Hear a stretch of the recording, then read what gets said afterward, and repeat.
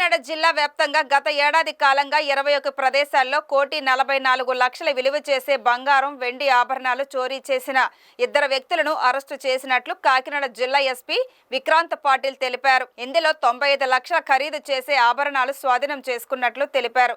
జిల్లా ఎస్పీ కార్యాలయంలో నిర్వహించిన మీడియా సమావేశంలో చోరీలకు సంబంధించిన వివరాలను ఎస్పీ పాటిల్ వెల్లడించారు.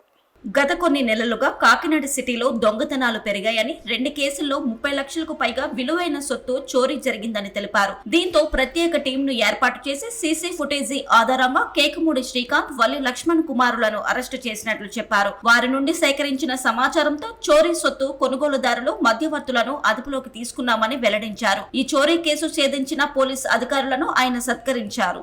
గత కొన్ని నెలల్లో కాకినాడ టౌన్ లో కొన్ని దొంగతనాలు రిపోర్ట్ అయినాయి. 1-2 కేసులో మోర్ దాన్ 30 lakhs ప్రాపర్టీ పోయే కేసులు కూడా నమోదైనాయి. ఈ నేపథ్యంలో మనం ఒక స్పెషల్ టీమ్ ని కాన్స్టిట్యూట్ చేశాము. సిసిఎస్, లోకల్ పోలీస్, మన ఐటీ కోర్, వీళ్ళందరినీ కలిపి ఒక special team we constituted special team. So ఈ టీమ్ కంటిన్యూస్లీ ఇన్వెస్టిగేషన్ చేస్తూ వెళ్ళి 2 దొంగల్ని పట్టుకున్నారు. సీసీటీవీ అనాలిసిస్ బేస్ చేసుకుని 2 దొంగల్ని పట్టుకున్నారు. ఒకడు పాత నేరస్తుడు, ఇంకొకడు ఇప్పుడు దాకా ఒకసారి కూడా అరెస్ట్ కాలేదు. సో ఆ 2ని కేకమూడి శ్రీకాంత్, వల్లి లక్ష్మణ్ కుమార్ ఇద్దరిని అరెస్ట్ చేసి వాళ్ళని ఇంట్రోగేట్ చేస్తే వాళ్ళు కొన్ని సంవత్సరం నుంచి, అంటే ఒక 2 years నుంచి ఇదే పనులు ఉన్నట్టు ఒప్పుకున్నారు. అదే భాగంగా వాళ్ళ దగ్గర నుంచి కొంచెం ప్రాపర్టీ రికవరీ చేయడం జరిగింది.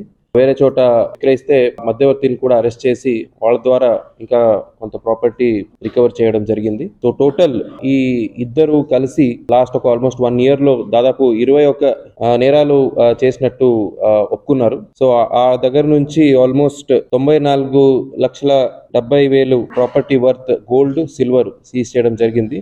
సో ఈ 21 కేసులో almost 1.44 crores worth property loss అయితే మన దాంట్లో 94,70,000 వర్త్ ప్రాపర్టీ సీజ్ చేయగలిగాము. So I would like to congratulate all our special team members.